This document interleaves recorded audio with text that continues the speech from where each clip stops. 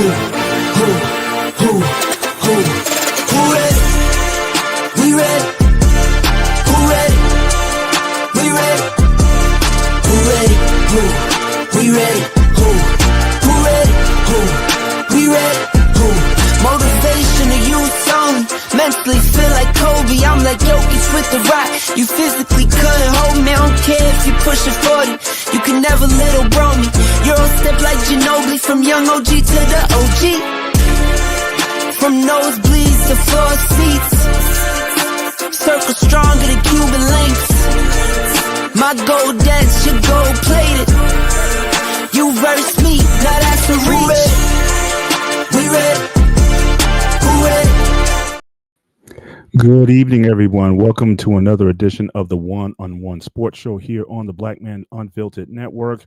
I'm your host, Mr. Bennett. So far, the only guy up. I'm waiting for the rest of the crew to show up. I know Coach, certainly he's got a new gig going. He's a assistant basketball coach, and I know he's got a busy night, but hopefully he'll be coming through soon. I know Shawnee and Dante, they're running a little bit behind. So again, wanted to get the show started. And so we're just going to ask that certainly as you come in tonight, make sure that you hit the like button on the way in. Certainly it supports the algorithm. Also considering dropping a Cash App, certainly to the Black Man Unfiltered Network or Super Chat. Certainly we appreciate any support that you give in that regard. And certainly anything that you want to give us individually. For myself and the co-hosts, our Cash Apps are scrolling at the bottom of the screen. But certainly good to have you guys with us here on it's going to be heavy focus on week 6. Of the NFL, obviously, but just a couple highlights, before we get into that, because I don't think we'll touch on a lot of other subjects tonight. But I know the baseball, as we know, the NL and ALDS is a series are going on right now, and I see like the Dodgers seem unbeatable. I mean, they're up 2-0 in their series against the Brewers, and they look like they may go back to back on this, and I don't see anyone taking those guys off. Great pitching, their offense is clicking, unlike my Yankees, who those bats seemed to go away. Aaron Judge, I thought he had a serviceable performance, overall in the playoffs, but he didn't get any support from any of his other teammates. So again, the Yankees, once again, they put up a lot of numbers, but they go home early.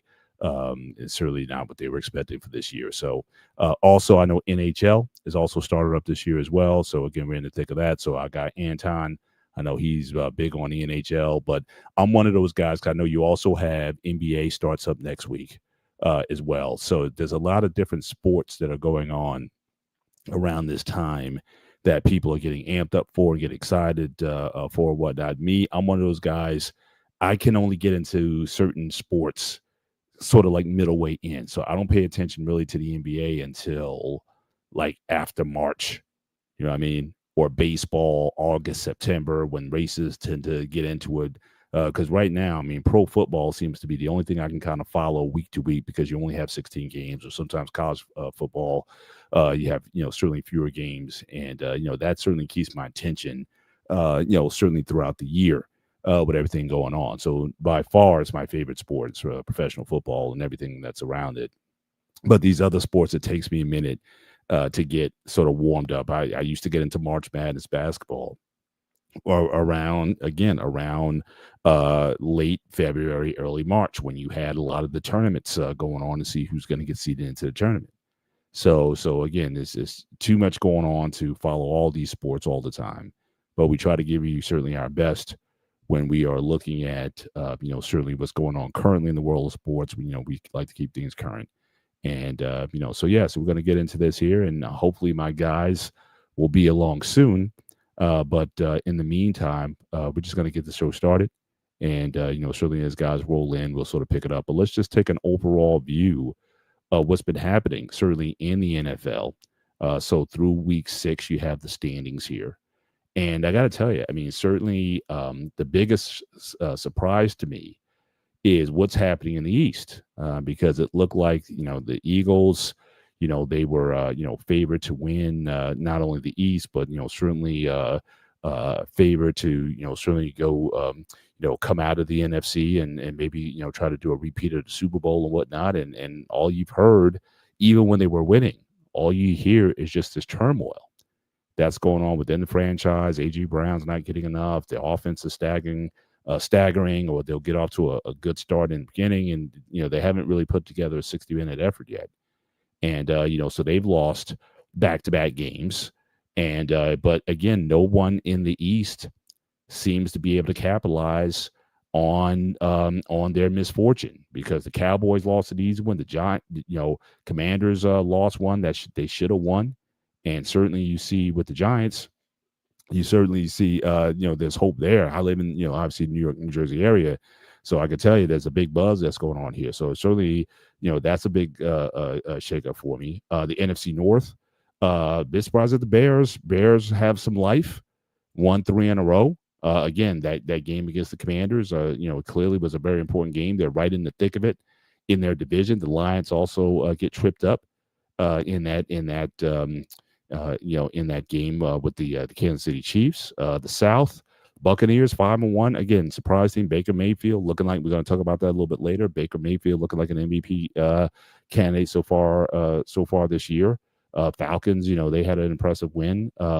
Certainly the other day, and in the West, 49ers at 4-2, tied with Seahawks. But again, I don't think the 49ers can hang on. I think too many injuries. We saw, Mac Jones, even though he had another 300-yard game, is certainly was exposed. Certainly in that game against the Buccaneers, really couldn't do a whole lot. Had 2 big picks in that game, and so I'm not sure he's legit or not. The Rams, certainly they did. Thank you, Rams, for handling your business against the AFC North teams this year, and the Cardinals. They just have to ride it out. So that, their quarterback is hurt, and so the NFC, it's at this point, it's anybody's ball game.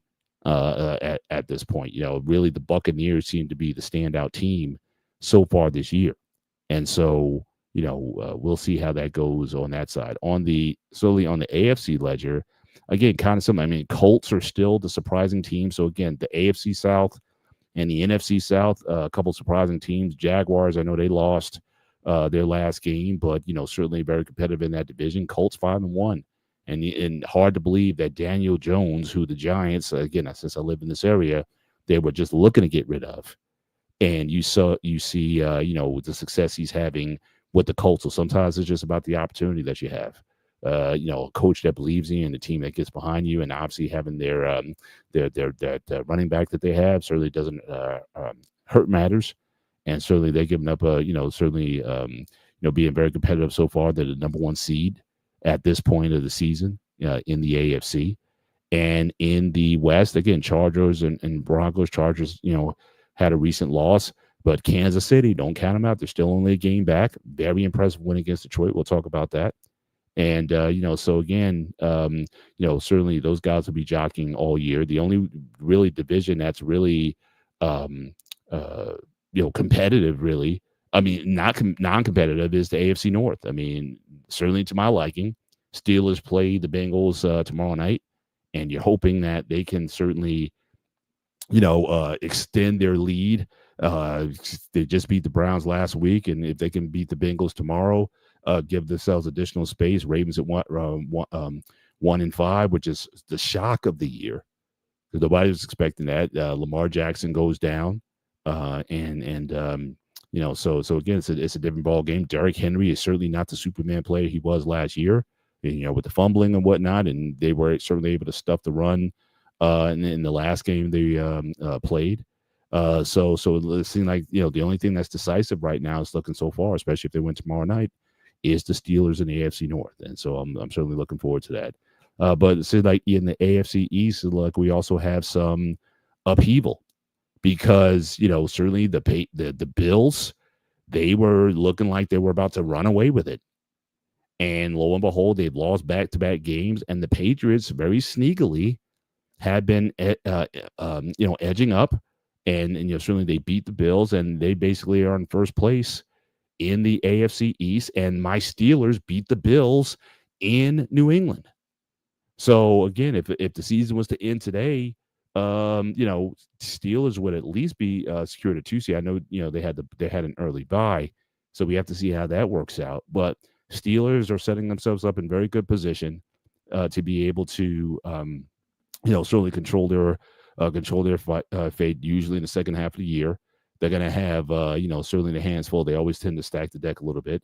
Shout out to Catellia in the building tonight. Yes, black and yellow is certainly it's look so they're doing very well right now. And but again, Thursday night football. The only thing that scares me is I don't think they have a win on Thursday night football since they started it, and certainly not in the Tomlin era anyway. So anything could happen on Thursday night. It's a short week for the Steelers.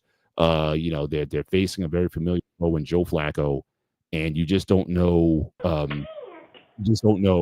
How that's going to go. And the way the Steelers play anyway, every game's like an adventure to the end.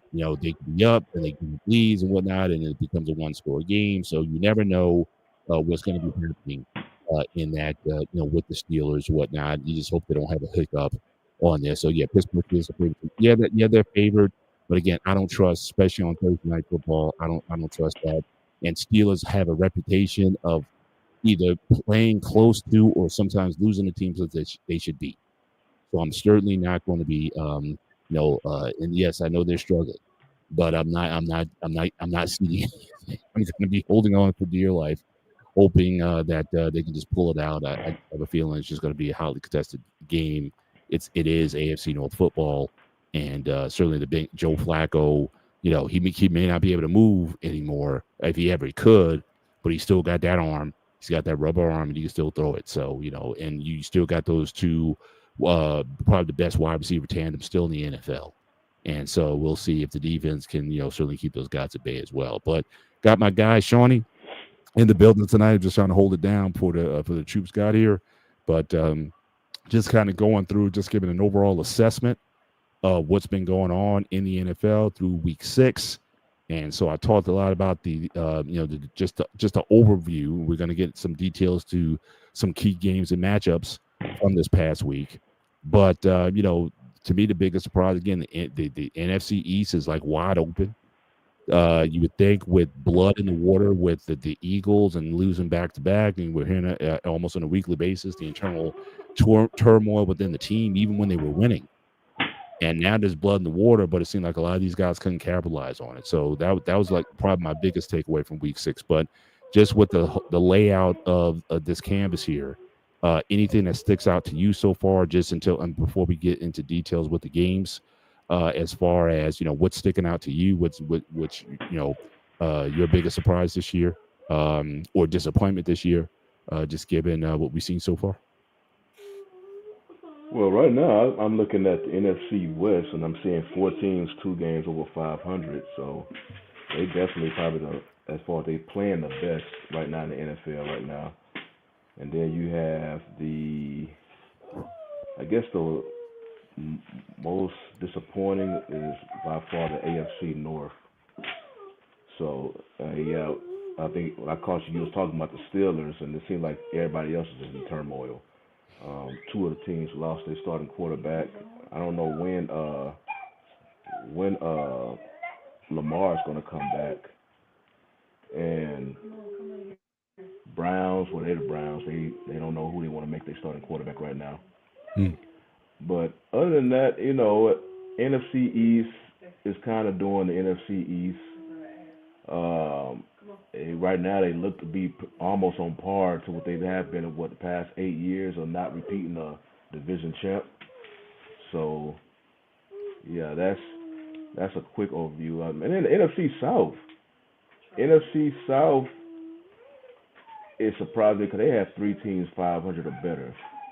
Of course, with the Panthers had the big win over Cowboys. So, but that's my overview though. Gotcha. Yeah, let's get into some of these.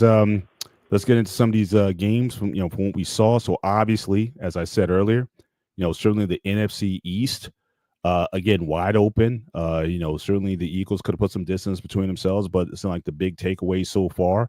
Certainly the Eagles losing convincingly. Certainly to the Giants, and what also seems to be buzzing right now is like we got this new tandem in New York. Like I said, I'm in the New York, New Jersey area, and people are very excited. No one's saying, yeah, we're going to win the East and all that. We're going to take over. But they're very excited for the first time in a long time that they seem to have a tandem with Scatterbo and Jackson Dart. This, certainly is giving a lot of excitement. Now, we talked about Scatterbo last year doing the during the college playoffs. And we saw that certainly a gutsy player and whatnot, and certainly I didn't think he would be a starter this early, but he's certainly proving his worth. Big physical, tough runner, and kind of athletic. Man's doing backflips in the end zone after scoring touchdown. So again, it's a lot of excitement here. But just based on this, do you think this is more just again the struggle with the Eagles? Is this what's more with the Eagles, or do you think that the Giants actually have something to be excited about? That this could be, the Giants can actually make a play in the NFC East this year. Do you think they may be gelling and making something? I think they have something to look forward to. Like I say, I was because in college last year there was folks after I believe Scottaboo's he showed out versus UT He in that did. game, and he almost was the main reason why ASU came just short of winning versus Texas. But there were some people out there that was obviously it was prisoner of the moment. Talking about they'll choose him over running back from Boise. Uh, I forgot his name. The running back now, Genty, Oh yeah, over yeah. there at Oakland. I was like, Ashton okay, Genty. Yeah. hold your. I think Genty is still a better running back. He's just in a. I don't know what's going on in Oakland. Maybe Tommy can spread some light on that. But what I liked about Scatterbo, though, what I noticed when he was in college, he competes for every yard. That dude competes for every yard, and I was like, okay, that I knew that would translate to the NFL. It just depended on X factor, how much success he would have. And so far, he's showing me exactly what I was expecting when he was coming out of ASU. Dude, he competes, and I believe he started the season as the backup running back, but I believe the starting running back got injured, and he just took the baton and just ran with it. So now I wouldn't be surprised he'll be the starter for the rest of the season until something, he unless his performances drop off. But as far as Jackson Dart, yeah, you saw when Jackson Dart was playing, good football. He takes a hard hit, and here come Russell Wilson. The first pass, first pass Wilson throw it went in the in the ground, and you Yeah, see, boy, yeah, they yeah, gotta you be there see quick. Dayball. He was He was like, he was running to that tent, man. What's going oh on? my Give me some gosh. answers. Oh, getting mad at the team doctor. He wanted Dart back out on that field, Yeah, he's and sad. ultimately he came back. But I'm like, yeah, Wilson, look like your days in New York is over. Because the way he coached, he put, yeah, I mean, the first throw attempt went straight in the dirt. I'm like, yeah. And then the people just booed. Then once Dart came back, you heard the big cheers. But yeah, it gives them something to look forward to in New York. I Yeah, just Philly, yeah, they're a whole nother. I still believe Philly is the most talented team. If they meet again, I don't know when they meet again. Cause I think they play each other. I don't know if it was this game or it was another game. I want to say they may play each other twice in 3 weeks. I want to say but yeah, they just a team so talented in Philly. They always seem to be struggling with something. It just seems to be like unless stuff is going super well like it did last year with actually, how they play at the end Barkley of the was month. playing. They play, I believe, Yeah, yeah, the 26th, October yeah. 26th. So I remember it was like close session game, like, but I don't know what's wrong with them, but they too talented of a team. I think they'll get back on their feet. But yeah, I think for the Giants fans, it gives them something to look forward to. I hear you. I hear you. Yeah, and again, like I said, the woes for the Eagles continues. So again, I don't know if they're going to have another team meeting or whatnot because it seems to be just a bear. Like kind of gets on their back. What's wrong with the Eagles and whatnot? And they can deny and say everything is copacetic or whatnot. But again, we saw this a couple years ago, where they kind of fell off a cliff and they barely made the playoffs. So we'll see. Will they still keep AJ Brown? Will he continue to become a problem? And will this turn to a toxic environment. I mean, Saquon's not getting off, and there's just a lot of things. I know they lost, certainly some OCs last year, which is typical from a Super Bowl team like that. But certainly, they've got some questions, and certainly they're the most unstable 4-2 team, certainly in the NFC, certainly at this point in time. Let's move on. So again, another collapse. Again, this is obviously the Panthers are playing decent ball. I think they won back-to-back games. Being competitive. But again, the Cowboys, I mean, that was an open opportunity for them to get a win, losing last minute, certainly to the Panthers. So, you being the resident Cowboy fan here, how was this received in Dallas? What was Jerry saying? I didn't get all the comments after the game, but what were people saying after this one? You seem like you got Pickens is certainly showing his worth at wide receiver and whatnot. But again, they're not. This defense is just woeful. It might be the worst defense in the NFL at this point. But what's going on with your boys down there? Well, they after the game, the talk was what they're gonna do with Eberflus. Like, should he be letting go? But both Stephen Jones and Jerry Jones are backing Eberflus and mainly looking at it's more on the players than the coordinator, which I kind of agree, but I think it was about the players even before Eberflus got here. I always feel like the Cowboys needed better defensive players. Mm-hmm. Now you're just seeing it.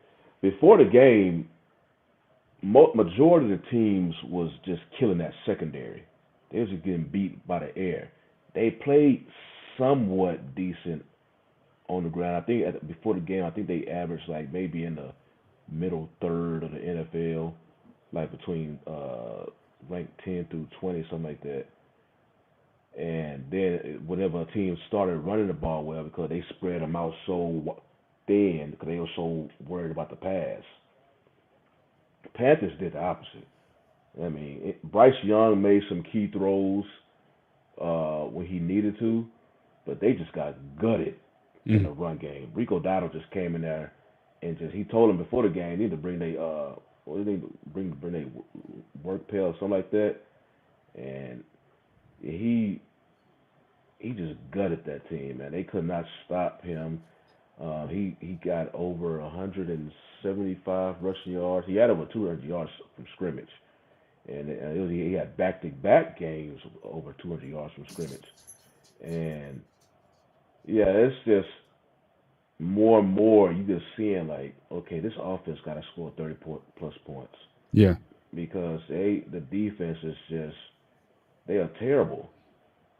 I mean, it's just like before, like you keep them from throwing the ball. Okay, maybe they have like a bend, don't break as much, with the rush defense. But if rush defense is going to look like a carbon copy of the passing defense, I was like, okay, then what can y'all do? I mean, you can't put that type of pressure on Dak to just go out there and score every time they have the ball. Because, if as soon as the Cowboys don't score a touchdown on a drive, okay, man, this could potentially, lose the game. Because the defense is going to go up there and give up the points. And the thing about it during that game is, even if the Panthers needed because I believe the Cowboys didn't score when they got in the red zone. I think they settled for a field goal, which basically had the game tied instead of going up by 4 and forcing the Panthers to score a touchdown. But like, even if that was the case, Panthers would have scored a touchdown. They just stopped. They was trying to control the clock. Even when they got in the red zone, Cowboys even tried to let them score, but then I think it was ETN intentionally slid before he got in the end zone, so he could keep the clock running. But yeah, that's the main talk here in DFW is more about Eberflus and should we get rid of him. Well, we know he was. I mean, obviously, the guy was a disaster in Chicago. I mean, you see, as a head coach, but he was a good defensive coordinator his previous 2 stops. Yeah. So he was a respected coordinator, but you just don't know why. I'm just wondering though, like, do you still keep the same swag So like you have like your hot coordinator who gets the job, but then bombs. Can he go back and be a successful coordinator again? Like we saw with like when the brother from Kansas City for all those years is like Oh, the enemy. Eric Bieniemy, right? That he was like like a shoe in, right? And then he never did get a head coaching job, but it's like his reputation seemed to get tarnished. Certainly over time, it's like I'm just wondering either you just lose respect with players or whatnot. Do they remember what your record was as a head coach or whatever? And I'm just wondering how that works. The only guy I can think of who's doing somewhat well is Brian Flores. I mean, he still has that defense pretty good in Minnesota right now. But I'm just wondering, like when you've had such a you go to the you work to get the head coaching job, you bomb as a coach, then going back to that is like is there a way back from that, and is it like people just don't believe in you or your philosophy, just given your reputation as a what you did as a head coach. I'm just wondering if maybe some of that is at play, because I don't recall too many guys who went back to coordinator and then all of a sudden Well, we've seen they're that Cliff Kingsbury, he's the coordinator for the Commanders, and he did he did I guess a below average job in Arizona. He was head coach there, and then they let him go, but now he's offensive coordinator for the Commanders. And as long as he has Jalen Daniels, they've been looking good. So I well guess yeah. True that. Well, speaking of that, that's a perfect segue to my next segment. So here you have, speaking of Jaden Daniels, and like I said, this was wide open. He was coming back off an injury. You thought that certainly Washington was certainly looked at as one of those teams that will be competing this year for the division, and they have a trip up with the Bears. The Bears won 3 in a row, and they lose in the most out of all the losses. This was probably the worst, because again, you got the ball. I don't know, it was under 2 minutes, so it was around the 2 minute mark. You drive just trying to run out the clock. He has a bad fumble, or exchange on the handoff, or they turn the ball over. Chicago goes down and wins the game on a field goal with a guy who's been like a retread kicker who's been bouncing around. They pick him up. He ices the game. So again, this was just a horrible loss, I thought, for Washington. This is one of those at home.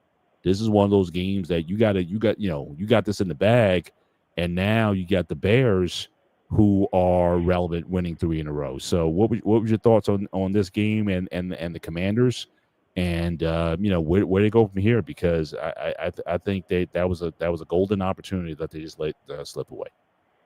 I guess it's just a kind of a flip from how the game ended versus these two teams last season. Right. They came down to the last play, and this is basically kind of similar.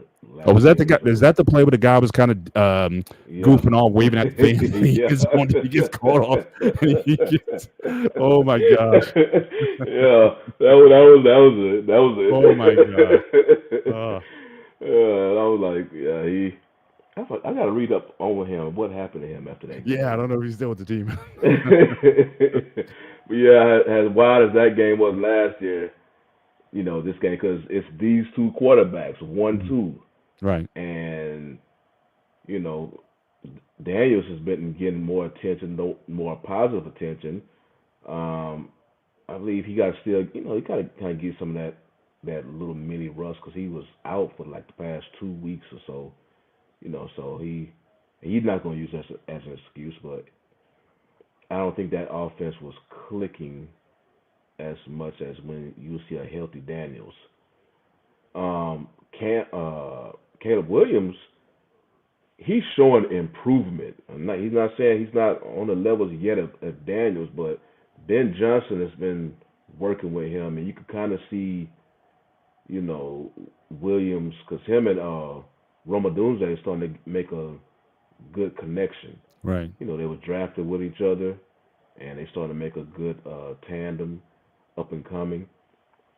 And Williams will still have some of his plays, like kind of have his coach pull his hair out, but you can see he's starting to turn. Right. And I don't know if you heard of this, but Because it happened to Williams. Like the past four number one overall quarterbacks I was picking in their respective drafts, Hmm. their head coaches all got fired like within like that season, like, after that season. And I think it's Caleb Williams. We saw that happen right now with Cam Ward, um, Trevor Lawrence, Hmm. and was it Baker Mayfield? Did his In that coach same got? draft. Well, I'm trying to see if his head coach got fired after one season. After Possibly he, if it was Cleveland, then Cleveland's but always been quagmire. it's just gone. With Williams, I bring that up because with Caleb Williams, I think Ben Johnson is the truth. I think he'll make a real good head coach. Right. And as long as him and Williams stay connected, I believe you'll see a nice jump in improvement from Caleb Williams because I think he's Right. a good coach and he don't have to worry about that coach leaving anytime soon. Right. Right. Well, again, you bring up another good segue. You're teeing up my slides for me, so I appreciate this. But yeah, let's compare this because I was kind of clowning.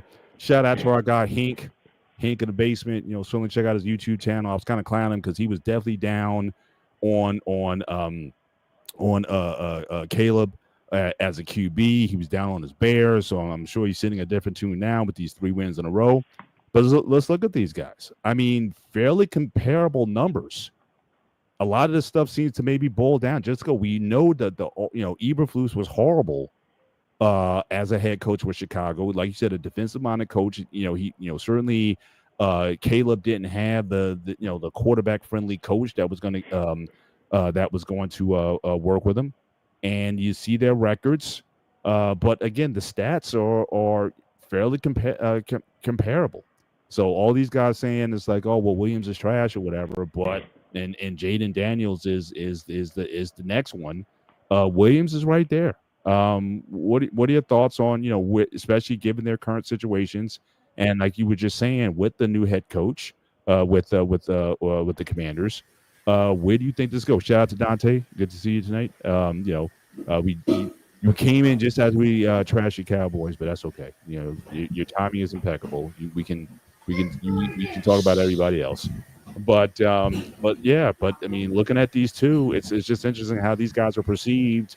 That Caleb was not getting it, but Jaden's getting all this praise, but fairly comparable numbers. And I think it might boil down again to the coaching and to the system that you build around these guys. I think both of these guys could be very competent quarterbacks. The last game notwithstanding. So your thoughts on the numbers between these two? And what do you think? What's the ceiling for these guys?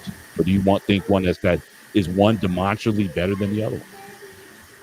uh, Considering this is second year for both quarterbacks, I don't want to say like one is just demonstrably better than the other one. Obviously, Daniels has had a better career so far. I mean, he was one win away from the Super Bowl last year. Um, Caleb, I mean, I think Daniels led to a whole lot better coaching situation. Um, Dan Quinn is a respected head coach, and like I said, we just talked about Cliff Kingsbury. I think he's a better coordinator than he is head coach, and I think he was always respected for his offensive mind. It was just his head coaching skills. People, kind of raise an eyebrow at. Caleb Williams, he he obviously landed in a not favorable coaching situation. I mean, his head coach was kind of just almost looked at Eberflus almost looked out of his league as a head coach.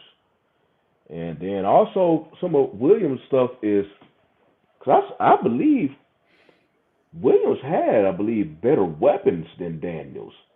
The Bears invested in with the pick. Remember he had Keenan Allen last year, DJ Moore, as long as Roma Doomsday has a receiving crew. He had a nice tight end. Um, I forgot who his running back was last year, but the Bears tried to invest in his skill positions for Williams. I just think Williams he got to accept some of this on the chin because Williams was not playing at the par, like kind of like a loose cannon. and maybe that's between Eberflus and his offensive coordinator last year, just not reeling him in like that. Because if you watch Ben Johnson coach, you can tell Ben Johnson he's a no nonsense dude when he comes to coaching. So Caleb, I mean, when he tries to do some of that flamboyant offense that he trying to do, man, just going out there and just not taking care of the ball and trying to do all these off script plays at times, Johnson will get him right. That's why I'm high on the pairing of Johnson and Williams, because now he has a legit head coach and an offensive mind, a quarterback builder, and I think he would improve. Those numbers, maybe they kind of, you know, off tilt a little bit because of the couple of games that Daniels missed.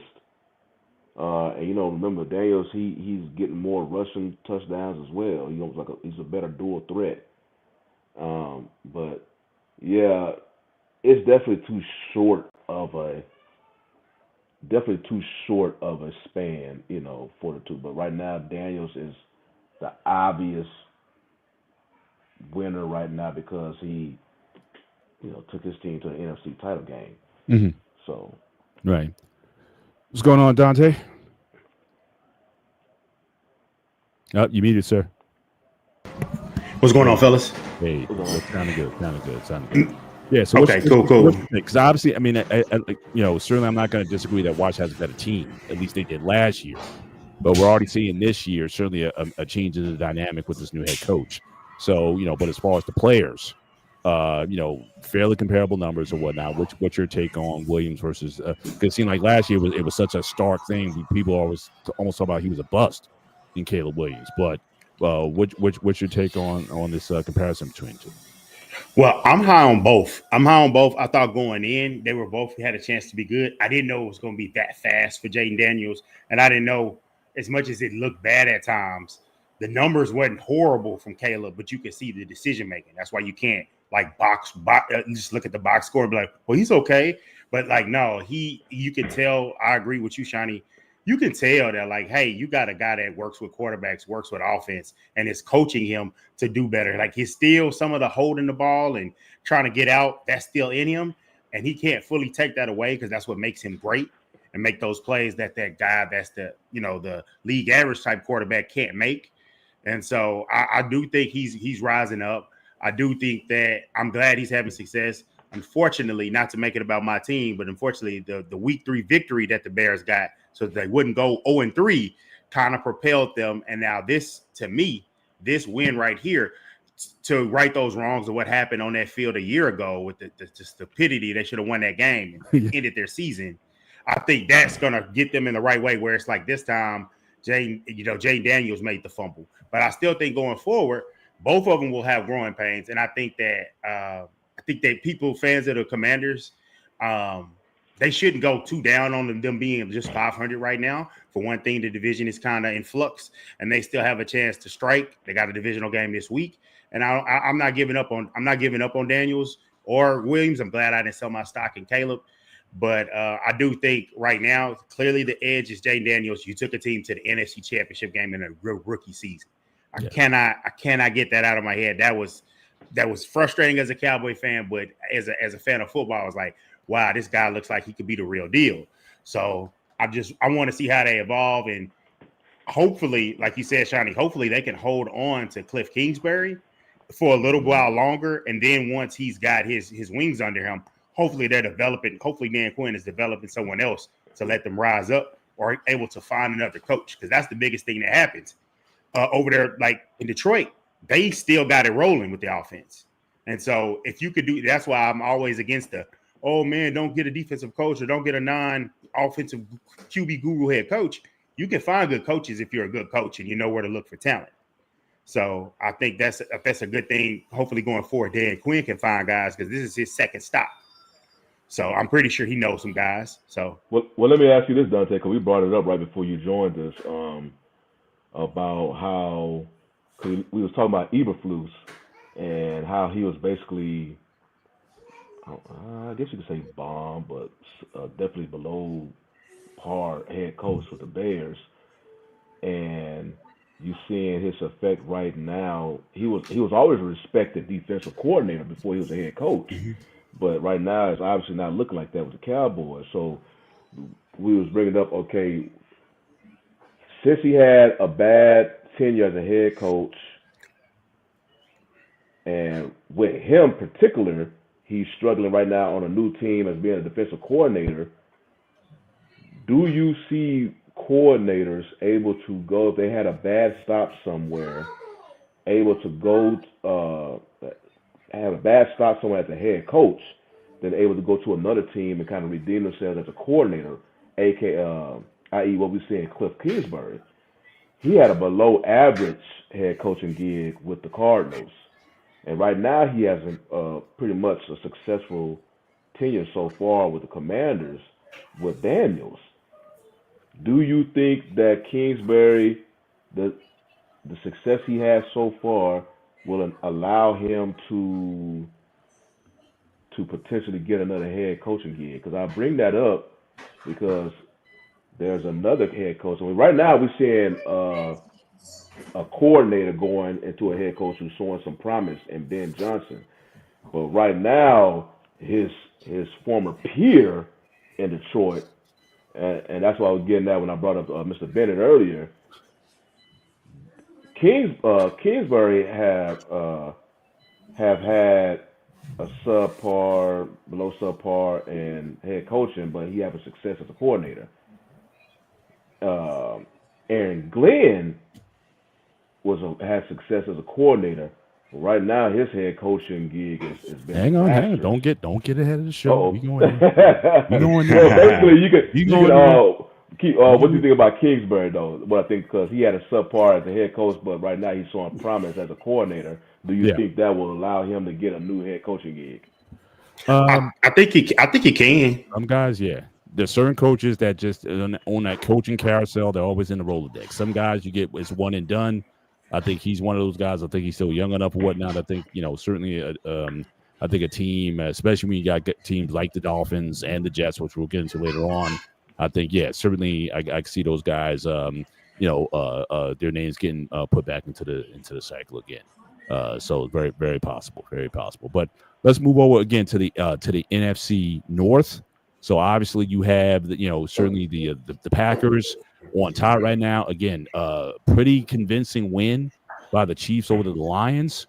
Certainly it was in Kansas City, but everybody was talking about. I know Shawnee. I think you had chose.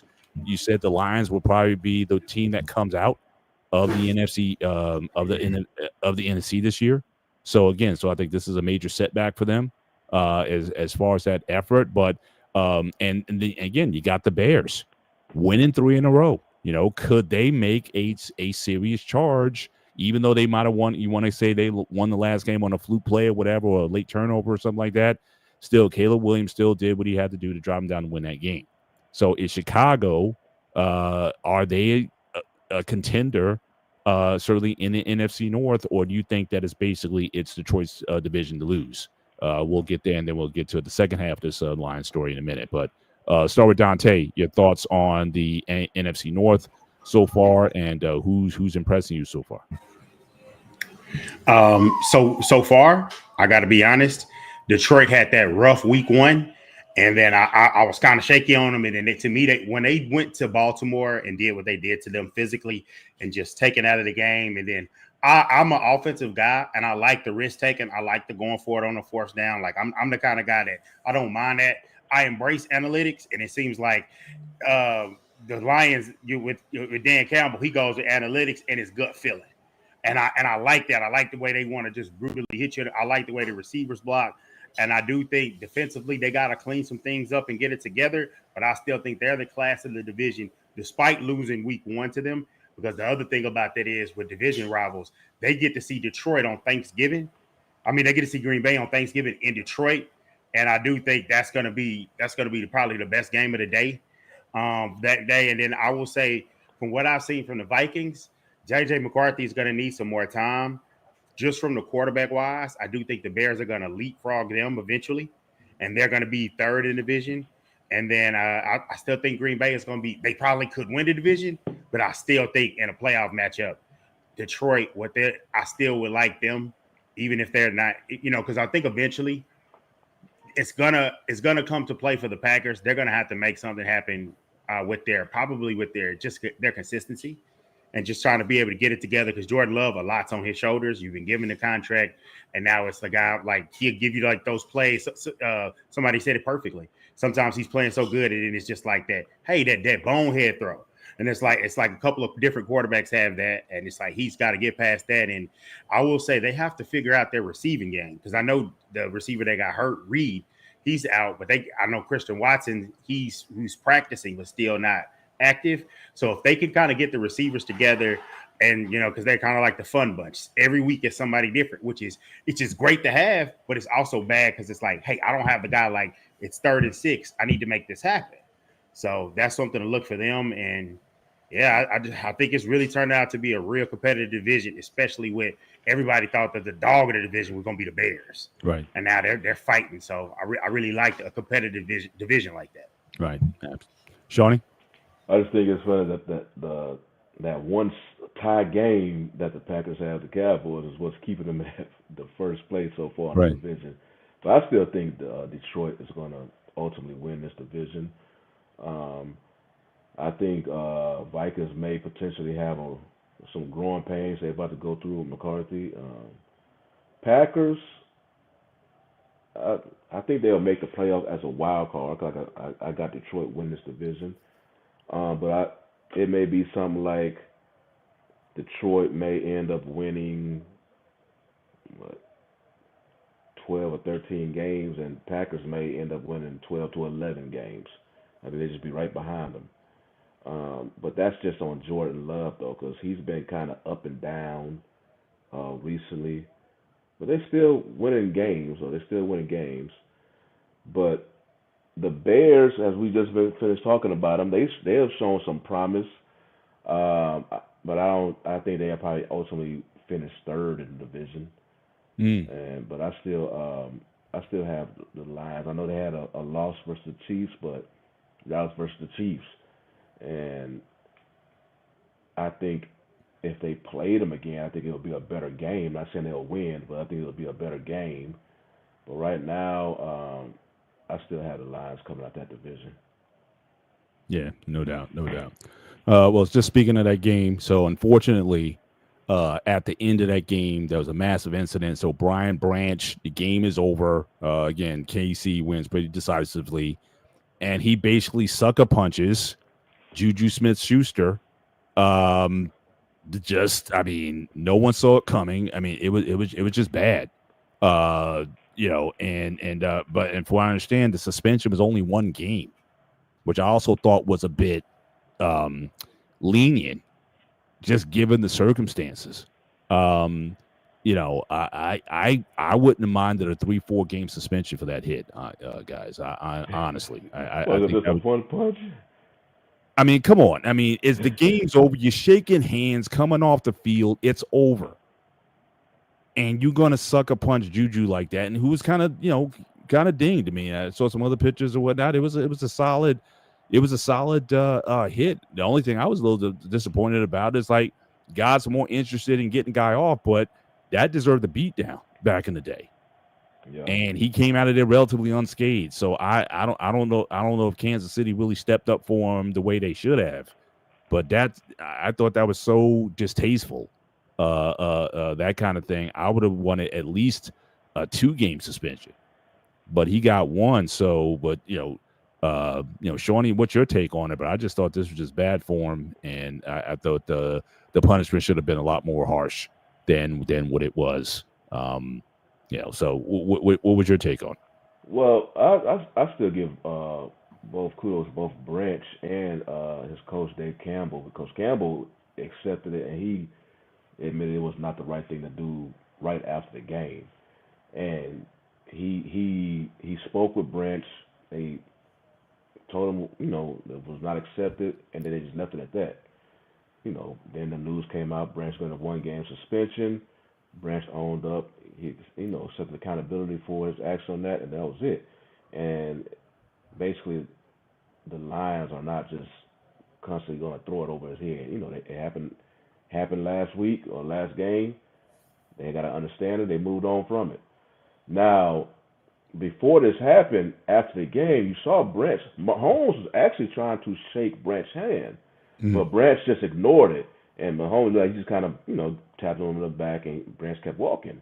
And Juju was actually about to shake his hand too, and then that's when Branch did this. So he ignored Mahomes' handshake, and then I guess unfortunately when Juju was about to offer his hand to shake his hand, that's when Branch gave him the punch to the face mask.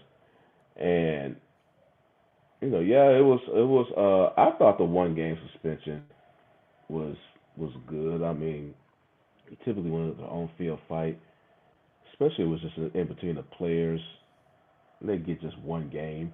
I think it's got to be something super egregious, really, maybe involving the fan, where it gets like 3 games or more. But a punch, cause that you see a punch happening even in the field at like during the See game. that I don't mind. Okay, if you want to do something, if he got ejected from the game, that happened in game, he get ejected for throwing a punch or whatever, you fine, give him a game. I don't mind that. After a game though, and he got again, that's a sucker move. Well, I think the way the Lions handled it after the game, immediately after the game, I'm curious if that kind of, okay, NFL, sometimes they will wait for a team or see how a team or wait for their, cause they don't. It's not like they have like a. One thing we I think pretty much can agree on with the NFL, they don't have like a standard, a discipline standard. They will say or do, they will suspend this guy more or longer, and it just fluctuates. And I believe that they will watch a team and see how they deal with something, and then act accordingly, and when they're going to determine the punishment. So that's what I'm assuming. Maybe the NFL front office was okay. We see the Lions, y'all took accountability for it.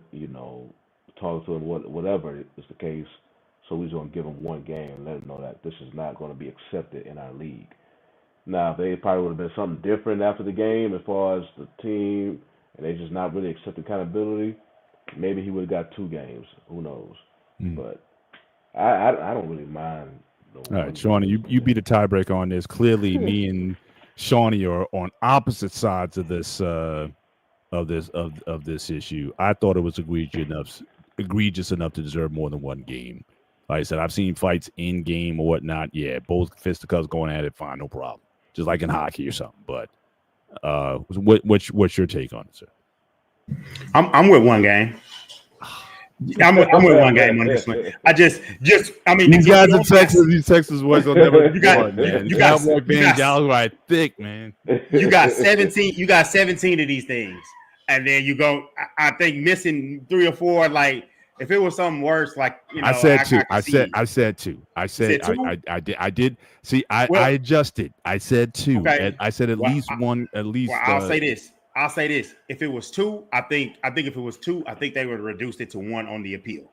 So if you put it at appeal, the appeal got upheld. I just read that before I hopped in the show, and so it's like cool. He gonna miss 1 game. He did something dumb, and then you're missing a game, and I believe they're playing a good opponent. I got to see who Detroit was playing. So it's just like I think it's Monday night. I think it's another one of those dumb Monday night double headers, which is like. Which really, I think the league needs to understand, like, we know Monday night is still a big deal, but it's a big deal because it's a standalone game. If you got 2, that hurts the cause. If you want to change it, all you have to do is if you want to make sure to avoid a bad game, like I think it's potential for a stinker, but they would never move it. The Cowboys and the Raiders play. That could be 2 teams headed to not the playoffs. Flip that game out. You got enough time to do that, but they're not going to do it. The Cowboys were out of the playoff race last year, but it was we already did this dumb Simpson thing, so they didn't keep it going. But I hate the double. Just give me the 1 standalone and move one of the other games to the weekend, because then you get that light schedule when it's the 325 game, and it's just like, man, or the 305 game, and it's just like, man, it's kind of light on the schedule because they got 2 here. You got 1 Thursday. and then of course you got the big dog on Sunday night, and it just doesn't make a lot of sense to me. Yeah. Oh yeah, they played the Buccaneers. They played the Buccaneers on Monday night. Yeah. That is a painful, that is a dumb thing to do. And when it comes to the Chiefs, I will say, since it was after the game, I'm betting they may have, championship team. They know, hey, we got, we're already behind the 8-ball. Right. We don't need to get out here and get a suspension. But you could at least, like I'm with you, at least do the fake.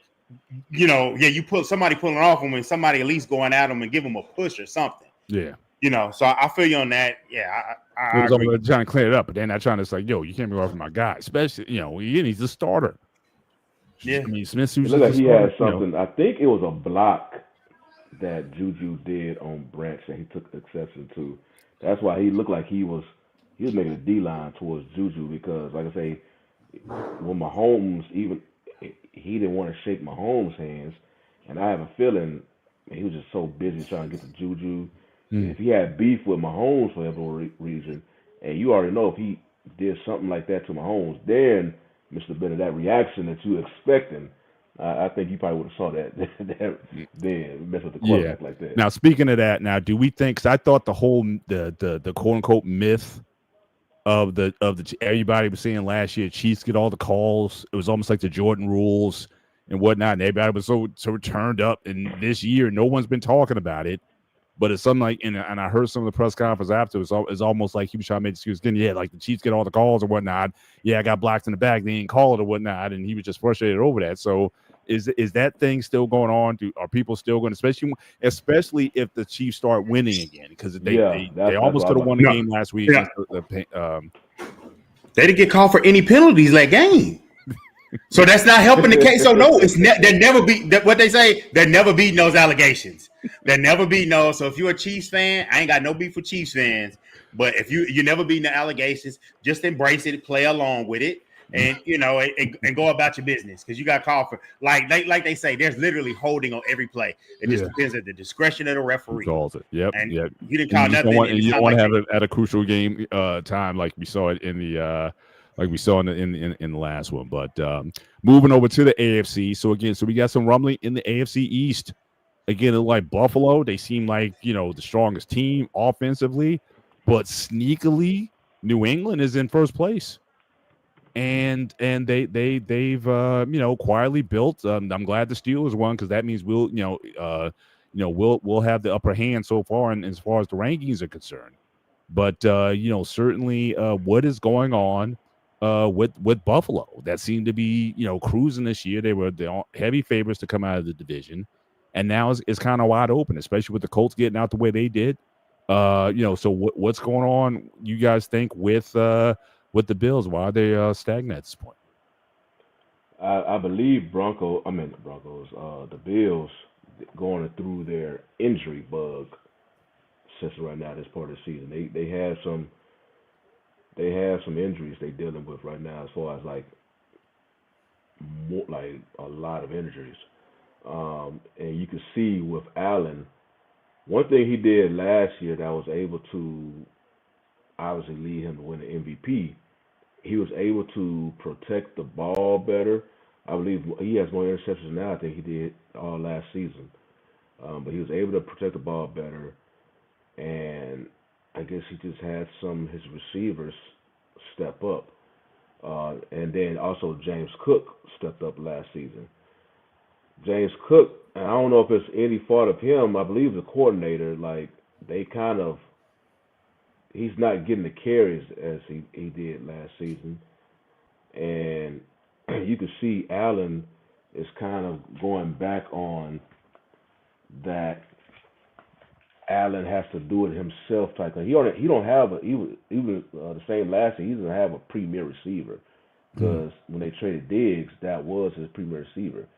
And matter of fact, Diggs and Gabe Davis both left the same offseason, but he was able to connect with the receivers last season. Now this year, add on with the injuries and some of his receivers just not showing up as of yet, it's putting a lot more pressure on Allen. Like I say, I think he already has more interceptions this year than he did all last season. So I guess he's gonna have to, wait for some injured players to come back, or obviously some dudes gonna have to step up, and they're gonna have to really start using the run game with James Cook more Hmm. to take off some of that pressure. Because I don't know why some teams just expect their quarterbacks to be Superman. And like if you do that, you know it's not going to lead to. The last time I really saw a team that had their QB as Superman and it got him as far was when the Carolina did with Cam Newton. Yeah. You know, I mean they Yeah. went to the Super Bowl, but then obviously they really hit a brick wall when they lost. But normally that just you can't just put all that pressure on your QB and expect them just to deliver all the time because eventually they'll start breaking down. Do you think they make a major move at the trade deadline, try to get a better receiver? I think so, but think about NFL, it's not like basketball or baseball. Like NFL trade deadlines are just not that as active. I think they've been more active recently than they ever been, like the past 20 or 30 seasons. The NFL deadline is relatively quiet, so it's kind of hard to think of, okay, you see because draft picks are so valued in the NFL. So, okay, Bills, yeah, you may have some holes you may fill in the receiver, but it's not like, okay, we just gonna wait to, address it before the deadline. It's kind of hard to see if they actually gonna do that just because how premier draft picks are in this league. Mm, gotcha. Dante, what's your thoughts on the Bills and their woes at this point? And I'm likewise, with you. contrast what the is New England? Are they gelling? Are they coming legit? Just guy May is certainly balling out. I know the Steelers gave him a tough time, but are you buying New England and with this new head coach? I knew Mike Vrabel was going to help them make a jump. I thought they were going to push for a playoff spot, but after I saw the win on Buffalo prime time, because they hadn't played a prime time game in ages, seemed like since Brady left. So I got to give them their respect. I do think they're a playoff team. I still think, just like with the NFC North, I think the Bills being a veteran team, I think this is their division, and I do think they need a proven receiver. Cam Coleman, like. You can't have the guy going up against the number one corner and just get completely shut out. And it's into where they just put AJ Terrell on him and he couldn't do anything. I heard, and I do think they have to find another guy to go and make that. I know, yeah, they did it good. You have a great quarterback, but don't be a team that puts it all on the quarterback because you gave him the salary. Oh, you have a running game. We paid him. No, go get him a weapon. There's plenty of bad teams out here that are available. I mean, you may not be able to trade with the Dolphins because that's your own division. And they got some players like Waddle would be a good You fit see over there. AFC North already do that. Would you go after like an AJ Brown? They have to make the phone call, and I think they have to make the call before they have to make the call. Wave, say hi. They have to make the call before the Patriots make the call. Because that's been what they've been joking on DFW right there. It was just like the Patriots, they're going to make that move for A.J. Brown. And him and Diggs, it might be a headache, but it's going to be a talented wide receiver room. Mm-hmm. Gotcha. All right, let's look at the other half of the division. So the question now, certainly what coach is in the poor situation. So again, you got Aaron Glenn not going off to the start that he wanted, 0-6. And then you got the turmoil, the storyline that's developing in Miami. McDaniels, again, he was one of these, again, young, dynamic, innovative coaches, players, coach or whatnot, had the team seemingly on the right path. And now there's just a lot of turmoil. And now you got Tua speaking out, talking about, quoting, it says, we have guys not showing up to player-only meetings, a lot of guys showing up late to players-only meetings. So did he run McDaniels under the bus? With that, given guys barely, I'm still surprised Tua is still in the league, just given those concussions that he had and whatnot. And but he seems bolder now to talk about what's going on with them. So the question on the floor is again, which coach do you think is in a much more precarious position at this point? I don't think Glenn. I don't put it past the Jets to fire a coach after 1 year. We've seen that recently, where a coach only gets 1 year in the league. So who do you think is in the in the worst position what's the bigger story here, guys? I Start with think- Shawnee and then go to Dante. I think McDaniels is in a worse position because, I mean, McDaniels may ultimately look like he may be a better coordinator than the head coach. I hear some people just think he may just not be, I guess, a leader of men. Yeah, he's not. He's never been a rah-rah guy. He's Nah. never been a motivator. He's He's more kind of like cerebral. what's that? He's more cerebral. Yeah. He just Doesn't looks get like the rattled and offensive whatnot, dude who's and going to lab. yeah. And I don't know what's Tua. He's starting to kind of talk too much, man. It's like he takes Tua. You throwing people under the bus, man. And think about it, McDaniels. He come up because it's like they ask Tua a question and they go back and ask McDaniels a question, and McDaniels look like he's just like a deer in the headlight. He's just like, okay, yeah, he don't really. It's not like he's gonna go back and tell Tua, hey man, stop this, man. You talking too much. Keep this in the locker room. Stop talking to the media and having other people answer, your comments. And as far as Aaron Glenn, and the reason I think he'll be safe because he's a Jet. He played a Jet. He's respected by that organization. I think still they need a quarterback. I just don't. I don't know why everybody just every year seems like everybody just have this renewed faith in Justin Fields. Yeah, I'm just like, man, he It's is, over. yeah, man. I mean, I'm selling my. I sold my stock. he could be a good backup. I sold it. He's with Fields. You just know your offense is not going to reach its peak. You may have some. What is it now? 17-game season. You may have about 3 or 4 games. You might see that, but the rest of them games, it's just gonna be looking like it's gonna be like a rather pedestrian offense. And the only thing he's really gonna be doing is just running the ball majority of the time. Man, this last game what he did when they played. Who did Jets play this past week? The Broncos. Yeah, the Broncos, when he had the worst passing performance in Jets history. Now you consider this the Jets, and Mr. Benny, you could probably speak on this on the weekend.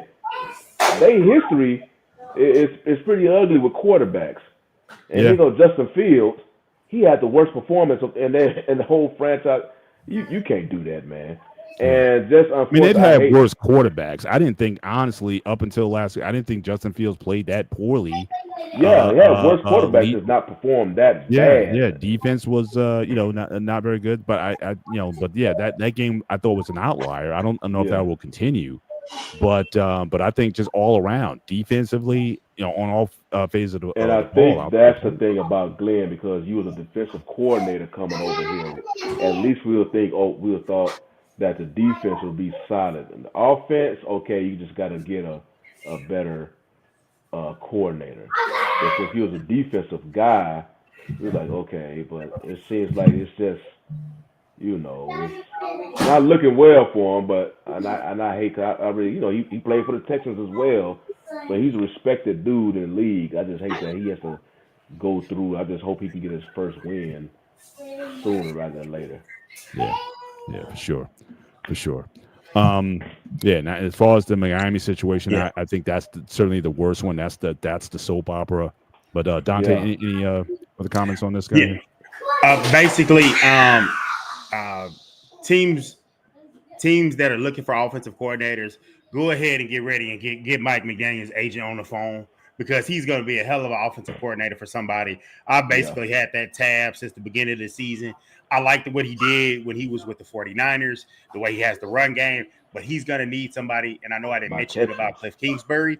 He's going to need to get somebody with him to kind of teach him and learn how to do things a bit differently on the offensive side of the ball, just like Cliff Kingsbury. If he wants a coaching job, he's going to have to learn to just not neglect the defense. He's going to have to make you realize that you got to play complementary football. I know that's looked at a dirty term at times, but it's really not. But I think for sure Aaron Glenn should get some time. I'm hoping he gets one of those, hey, man, you guys are professionals. Step up, wake up, and get a win. I know they're playing the Panthers this week, and that's not the strongest team in the world. So they beat they beat the Cowboys. I know that, because as we're starting to see, the Cowboys, they might need to not all this talking about trading. They might need to hold on to all their picks because one of them might be in the top 10, and it's not the pack. It's not the pick from the Packers, but I would say at some point they're gonna make some plays because listening to that game and that broadcast, he said if you look at everything about this team, hey, everything looks fine, and they just give up just bad play. Like the 40-year-old bomb they gave up to Pickens, and then like, oh, it's going good, and then they just mess it, they shoot themselves in the foot. And my thing is, if you bring in a coach to change the culture and you're 0-6, and they had a problem with penalties, they had a problem with penalties before that. There's something deeper rooted that's going on within this team that you got to root out. So you got to have to remove some more players, add more talent. And what I would say is they shouldn't reach for a quarterback, but they definitely. I don't think Fields is the guy that's going to be able to lead your team. And the worst thing you want to do is they're going to get a high draft pick. You build up through drafts, I would say 1 through the 4th round, 1st through 4th, and you get a lot of good talented players. And then you look up next year, and then it's like, damn, we just don't have good enough quarterback. And then you're probably winning too many games to get a good one. So they got to make some decisions. I would say Justin Fields, it's time for him to look at. He needs to get Tyrod Taylor on the phone. He needs to get Tyrod Taylor and Geno Smith on the phone and go to backup route. All right, hang on. Shout out to our guy Hank in the building. But this here is a perfect example of the fair weather fan. Go back 3 weeks ago. He was running them under the bus. Caleb Williams was trash. All of these guys he was calling out, running his team under the bus. Now he's like, how about them Bears? Man, I'm almost done with you, Hank. I love you, bro. But I mean, you've been playing, and you missed the earlier conversation. We actually compared Caleb to Jaden Daniels, and their numbers weren't that dissimilar to one another. But you were ready to just unload. But now you one of those fans. Now they start winning. Now here you come. But I appreciate you being here, sir. Always welcome, certainly on the show. But certainly, just given the canvas of the NFL so far, certainly the next I want to just give up. So I mean, this came from. I believe I think this was Fox. I think they had their certainly rankings of the NFL top 10 teams at this point. And I know we even talked about it a little bit in chat. I think I said the video out. So after I guess week 6, who would you rank as far as your top 10? Do you have a problem with this list? Anybody who you would move up or down? You still don't like Caleb. Well, my man's won you 3 games in a win, and he did lead the drive for you to win that game. So you better start at least put some respect on his name. If you don't have to like him, but put some respect on his name. Certainly, he's helping you guys out.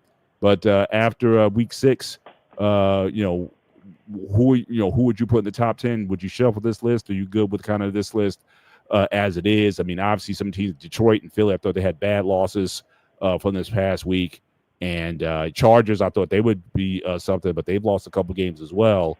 So, so who are you picking? And obviously San Francisco lost badly to Tampa. So who you picking as far as your top 10? Any shuffling? Start with Shawnee and go to Dante.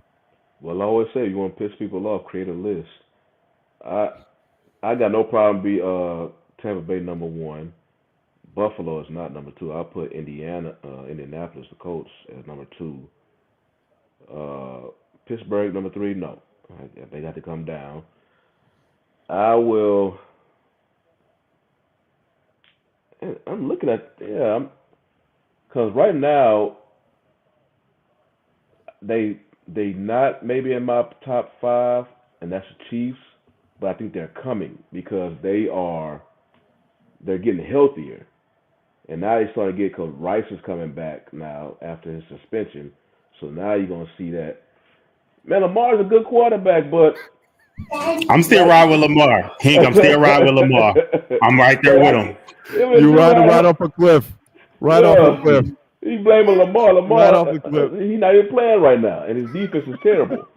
Lamar just catching strays even when he at home recuperating. But, yeah, I would have Colts number 2. Pittsburgh in the top 5. Give us some love, man. Maybe by default. Really by default. Cause they beat a quality defense, top 5 defense last week. Come on, man. Because it's between. Because I think Detroit is still a top 5, but I understand why they have Green Bay open because the head-to-head battle. I think Detroit has been more consistent. They look like the better team, even though they lost to KC this last week.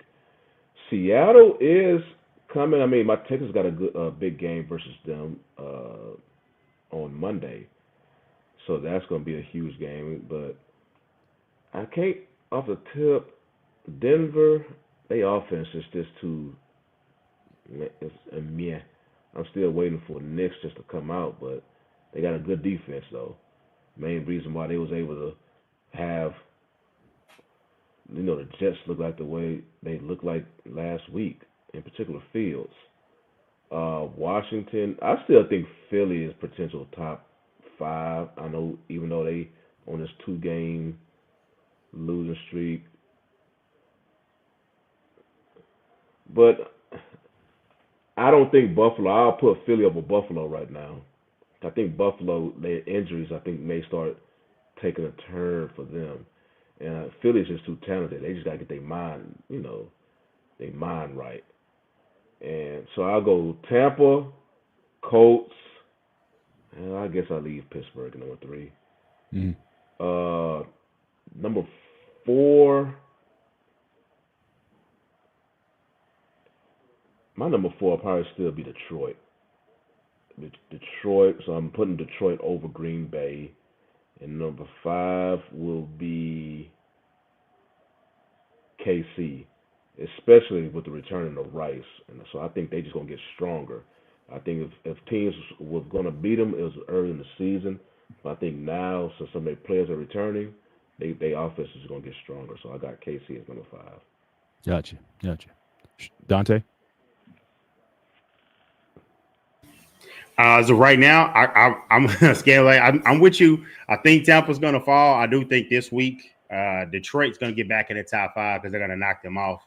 Because I still think Detroit is a top 5 level team. Because sometimes I like to do the power rankings, even though if a team lost, if I still feel strong about them, I still feel like it's a top 10 team. I still feel the Chiefs should be in the top 10. I would say I want to move. I know the Broncos got the victory over the Eagles, but one that I still need more selling is the Colts. Still not fully sold on the Colts. They struggle with a Cardinals team, no Kyler. But I don't know.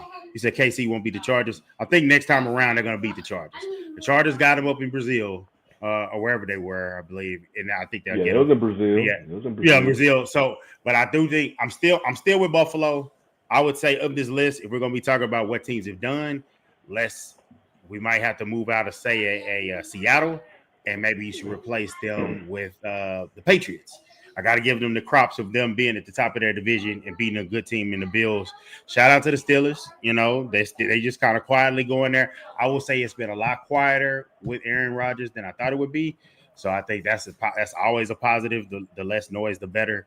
The Packers, hey, still a strong team, but I do think, hey, when the schedule picks up, we want to see how they do, but I do think they're deserving. You want to put them in the top 5, cool. They only got technically just one loss, because of the tie.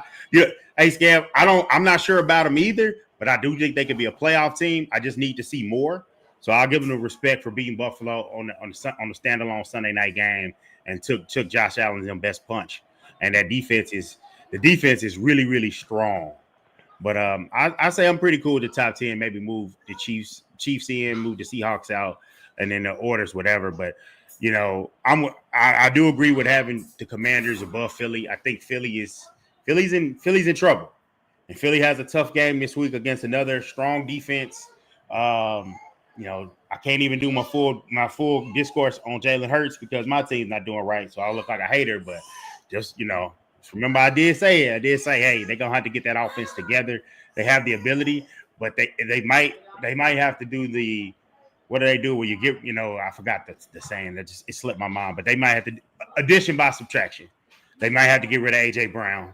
They might have to let him go. It just because it's not working right now. It's not working right now with him and Hurts. Whatever the case of the makeup is, it's just that the makeup of their team. I know the head coach isn't helped because he's not the most mature guy, but I think they should make amends and appease him and make it work. But if it doesn't, get a pick for him, move on, lean on Devontae Smith, which the only problem with that is sometimes he gets banged up, slighter frame, and you have to deal with that. But I gotta disagree with Scam though. Tampa does not Yeah, have an especially easy schedule. well, even here, I mean, Green Bay and Detroit, they're playing the AFC North, which is outside the Steelers is terrible. So I don't know if that's necessarily as easy a schedule as what Tampa Bay, and Tampa Bay is like the walking wounded. They're able to do this despite the fact all the injuries that Yeah, they've had, he and they're like still winning. So yeah. mhm. What's his name? Mayfield is doing this without his top two receivers. And, their wins so far included a good defensive team in the Texans. He led a comeback for that. The offense is bad, but their defense is legit. He beat he lost against the Eagles by 6 points, but he beat the Seahawks. He beat the 49ers. And then they really about to get in the thick of their schedule with the Lions, the Patriots, the Bills, the Rams, and a much improved. I think a lot of times people just looking at this team or that division now because history has always been weak, but a much improved team right now. People got to make notice is the Atlanta Falcons. They are currently number 2 in offense and number 1 in defense. That team, they are up and coming, and it's a division game anyways for the Buccaneers. So you already know how division games is in the NFL. They are very hard to do. So I believe Tampa's schedule, I think right now, has been a fairly strong schedule. I mean, if it was college football, you look at strength of schedule, and if Tampa finished this, had rankings based on their schedule and whatnot, Tampa be up there. So Mhm.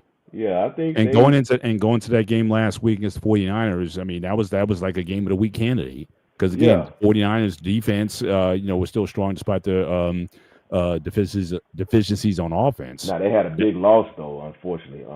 Fred Warner, Yeah, that was huge. yeah, for sure. But I would, as far as this, I would definitely move New England into this list. If I was going to take someone out of the list, I may take Denver out. I think certainly New England deserves a spot on this, possibly 5 or 6. Definitely slide Buffalo down. I think with certainly with back-to-back losses, they have to be on the other half of the schedule here. But I got no problem with Tampa Bay being number 1. I still don't buy Indianapolis. I don't buy them. I think they're the ones who are going to falter in the end. But their record is, their record is their record. So they got. I don't mind Tampa 1, Indy 2, Pitt 3. I would be tempted to even put New England at possibly 4 or 5. Somewhere in that order. I wouldn't have an issue with that. I thought Jacksonville. They lost. Certainly I wasn't. I thought it was too early to judge where they're at. But I got and also don't forget the Rams. I mean, I think if I have to take someone, I forgot about the Rams. I may still take Seattle out of this list and put the Rams there. Even though they're tied all tied at 4 and 2, but I think the Rams. I think they're going to get going soon. They had a couple games that should have won that didn't. So yeah. I take Seattle certainly out of this. Certainly out of this list, and Denver, and I would put in New England and the Rams, and then you can kind of play with the order a little bit there. But I think they're definitely going to be there in the end. Yeah, don't sleep on the Rams. Yeah, I definitely think that they're gonna, they're gonna be relevant. Certainly towards the end.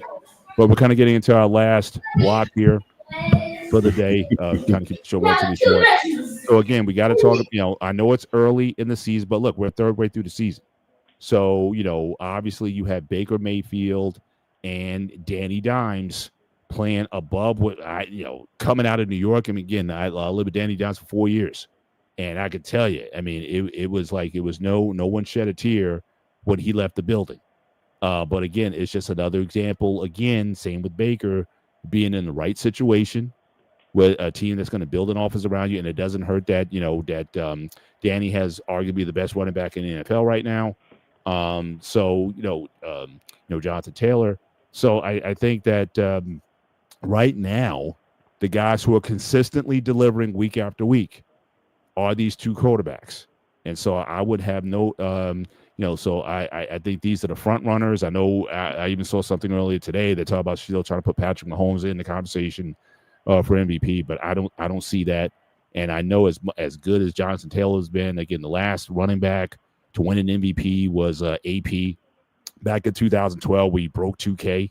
But even last year, Saquon didn't get that. And he broke 2K last year. So it's going to be very hard. I think, the league is such where it's going to be very difficult to give anybody other than a quarterback the MVP award. So I would definitely say that these guys are the leading candidates for it. And I think Baker, again, just given the lack of what he's had, because I don't think he doesn't have a running back like Jonathan Taylor, but he's delivering consistently. This could be certainly one of the biggest turnarounds in sports. I mean, the guy bounced around to 4 teams, and to be in this position where he's a possible MVP candidate, I think it's a great story. And, we'll see how it goes the rest of the way. But I got Baker leading this thing with Danny Dimes a close second in this competition. So, Shawnee, your thoughts so far on MVP conversation? Or do you think someone like a Jonathan Taylor deserves to be a part of the convo as well? Yeah, we was talking about it. I don't think as well as Taylor is playing, NFL has just proven that they're not going to give that award to the running back. He's not breaking no records. He's just having a good season, so they're not giving that to a running back. Right now, I believe Baker Mayfield is the MVP, but we're going into week 7, so it's still 11 more games to play. So I believe he is the odds favorite right now. But I do believe Mahomes is coming in a rear view, like I say, because he's getting his weapons back. So I don't think he's on the level as far as odds, as far as Mayfield. Daniel Jones is having a good season because I believe Daniel Jones came to Indy as a backup. Anthony Richardson was supposed he was the guy. No. He was. They paid him money to be a starter because they did not trust Anthony Richardson.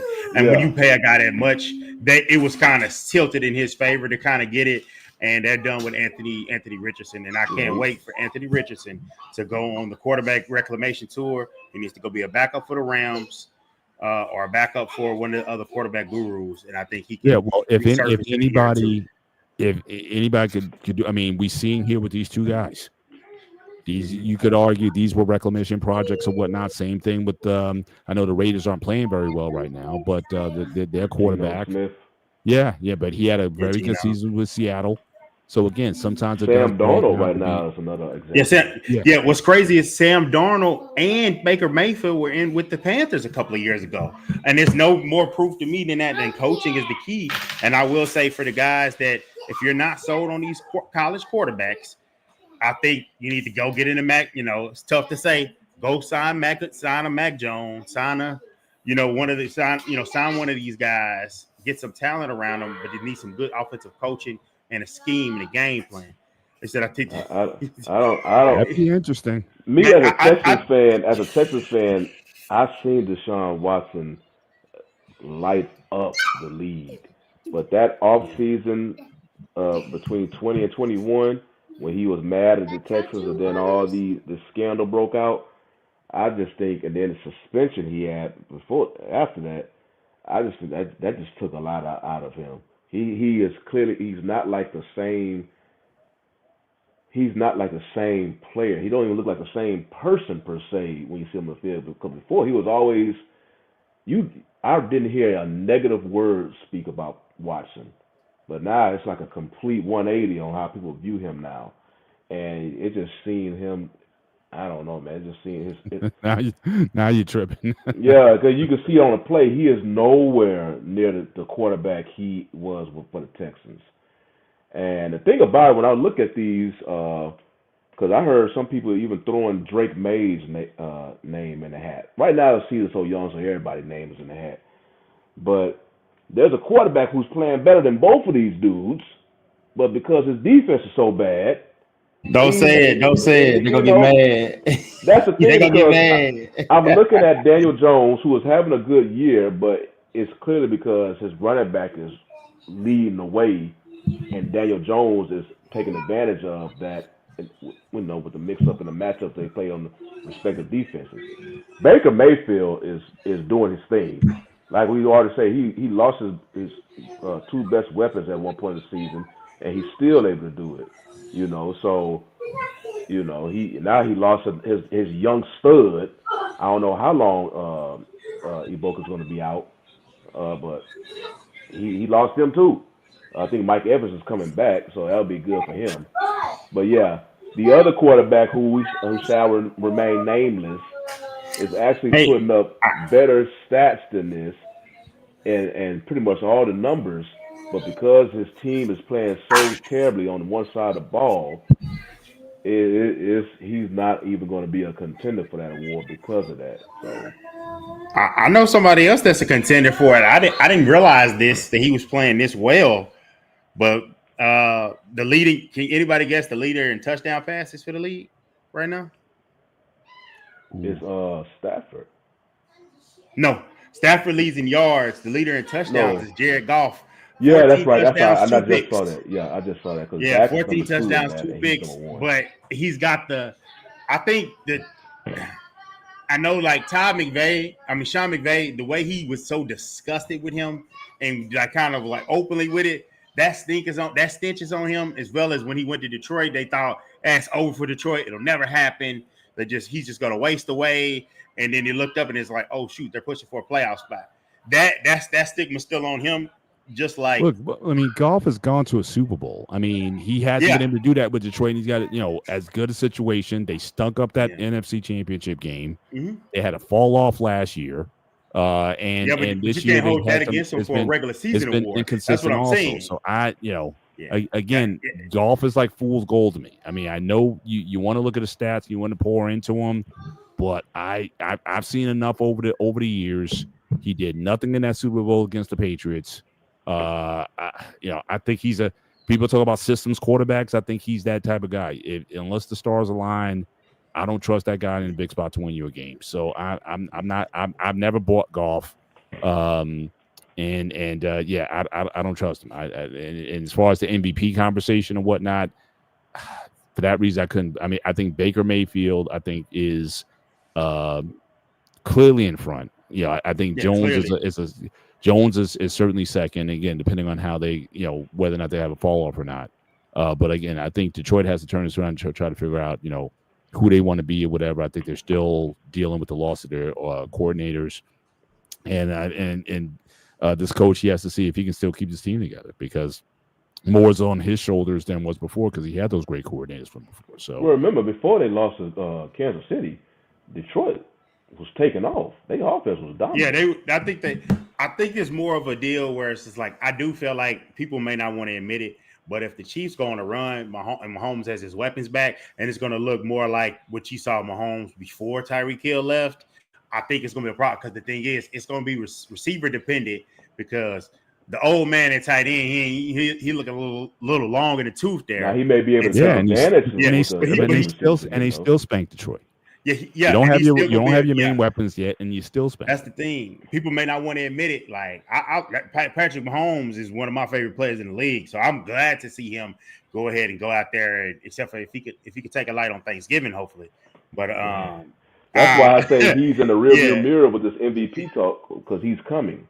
Because he's coming. He's coming because they're going to get things together. They're going to get things together as it goes, as it keeps coming. Rashid Rice I don't know if he can come back. I know his window's open. He can practice with the team and everything like that. I don't know if he'll be back yet. Yeah, he's back. I think they say he's going to be back versus the Raiders. I think he's. If he's back, that's perfect. If he's already back, because I'm pretty sure he's been training. So that it's going to be a problem if you're going to have you're finally going to have Rice, a healthy Xavier Worthy if they can get him right. And and like you said, Juju Smith-Schuster is a good possession guy. So it's gonna be up there for it. It's just that Baker has another standalone game. Well, not of course it's 2 Monday night games, but another big primetime showcase. If he comes out and he beats the Lions, then that's gonna really strengthen his case. And I do see. I think it's cool to put Daniel Jones there now. Give him his respect. I'm not gonna call him. I'm not gonna call him dimes. I'm never gonna call him that. If he wins the MVP, I'll give him that. I'll call him Daniel Jones. I'll call him Dimes. He said they don't have a running game. I think Mahomes. No, KC's. That's the thing that's going to lead him to getting an MVP. It's like no running game, and the defense is it's okay. That's something that'll keep him in the run-ins. But they do love to give it to a new guy, and Baker Mayfield. He's a douchebag. But he's a good quarterback. He showed that he's a good quarterback. But I'll never the same way he has he's But from he's Austin, changed and Texas. grown. He's from Austin, Texas, and he has a hate for the University of Texas. I hate him back, and it's just like, but I do respect that he is a good player. And I will ask you this about we talk about the AFC North. So seeing Baker Mayfield get this success, what was the coach? His name is slipping me. Is it Stefanski up in the Cleveland? Yeah. Wasn't he a quarterback guru? And you let Baker Mayfield walk out the door, and that's something. If I'm determining his job security, he's a two-time coach of the year playoff game. So he smashed him in that playoff game, and I was just like, that's when I first started to say, well, okay, maybe I was kind of wrong about him because I thought he was going to be a complete bust, but he's shown that he's not. It just sometimes it takes more time. And I think Stefanski, he needs to be like, hey, why couldn't you do this with this quarterback? You went out and got the nasty man, Sean Watson, went and got him and gave him all that money. Hey, let me ask you guys. Let me ask you guys something. Since you guys from Texas, you guys know the Texas football scene and whatnot. Baker Mayfield, Johnny Manziel, coming out. Who did you think had the most potential? Who because to me they kind of similar. I mean, they both kind of came out with that kind of swag and attitude and whatnot. But a bit undersized for the position. Mm-hmm. But you guys, I'm sure, saw them when they were in high school and whatnot and coming out. So who did you comparing those two? Were they kind of equals? Or was one clearly better than the other? At least coming out. And we all know what happened with Johnny Manziel and whatnot. But I almost thought that Baker was going to be almost like another Johnny. I don't know if he was going to have the substance. I thought so too. I thought he was going to be that way because he did get in it. He did people kind of cussed it over for him to be a first round pick. They talked about him running from the police so little. And I got to bring that up. If that was both of those guys got arrested in college. I think Manziel Baker had an intoxication issue and whatnot. Yeah, that's what I'm talking about. Baker had the intoxication where he was running from the police, and it's a video of it. And I don't know what happened to that video; it just disappeared. But I would say coming in, I like the energy Johnny had, mainly because I used to really hate Nick Saban until he won so much he beat the hate out of me. But the fact that he was able to beat him in Tuscaloosa, I was like, man, this guy's won the Heisman. I thought, hey, he's the real deal. I thought he was going to have it. I just knew he was wild. I didn't realize going back and looking at it. I misjudged that one. He literally, if he didn't have a guy like Mike Evans, he probably wouldn't have had the numbers he had. Right. But Baker Mayfield as a college prospect, I thought by the time it was at the end of it, I was like, hey, he looks like he's better. I still didn't think he was the number one overall guy. But I thought I liked Johnny just more. Comparing him to Johnny, was Johnny above? Johnny, it's hard because the legend of Johnny Manziel was bigger than the legend of Johnny of him, even though he, was in the playoff and everything like that, the legend of Johnny. So I had Johnny above because the mystique of him. And even though social media is up and you can see more and access, his still was things that you didn't know. It was going to work out and flame out that bad. If you flipped them places, we would have known for a fact Johnny Manziel doesn't need to get drafted because of all this stuff. Whereas with Baker Mayfield was more buttoned up, but I definitely had Johnny above him because it was a mania. It was a mania here in Texas. It was crazy. Like they got a picture of the AD. He's walking around with the kids after the game. He's doing the money thing with the guys. I mean, he had A&M on fire, recruiting and everything. Yeah. With me, I always kind of separate collegiate quarterbacks from professional. I'll be looking at, okay, what you do in college, I don't expect that to translate in the pro ball. But I'm even going back before then. I'm talking about high school. Like I said, they were high school. Baker wasn't recruited. Baker did not have. Baker has a different case. He didn't have the offers. He was a true. He actually was behind. Yeah, he was a walk-on, and then he was a true underdog story because, like I mentioned, Texas overlooked him. He's from Austin, a good high school in Austin. They overlooked him. He goes to Tech, doesn't want to sit behind Patrick Mahomes, so he transfers to Oklahoma, and the rest is history. I think his story. Texas, she's not camera shy. Manziel was the bigger, I guess, come out of high school legend. Well, I think the person who can challenge him for that was Kyler Murray. Come out of high school, Never lost a high school game. as far as, and then he went to Oklahoma, and yeah, Kyler Murray. You could, I guess, you could say whatever you want about his professional tenure, but in Texas, his high school, Kyler Murray could be looked at as probably the greatest high school quarterback in Texas history. He's on that list. He's on that list. I was going to. So in your lifetimes, you would say that Kyler was the best. You can compare his numbers to anybody in the state, and they had like legends, even Vince Young. That's the only one I would say when we say the best. Vince Young, the legend of Vince Young, before you could get all the access, I knew about him, and I was like, oh, Texas, we're going to win the national title. I was up on him.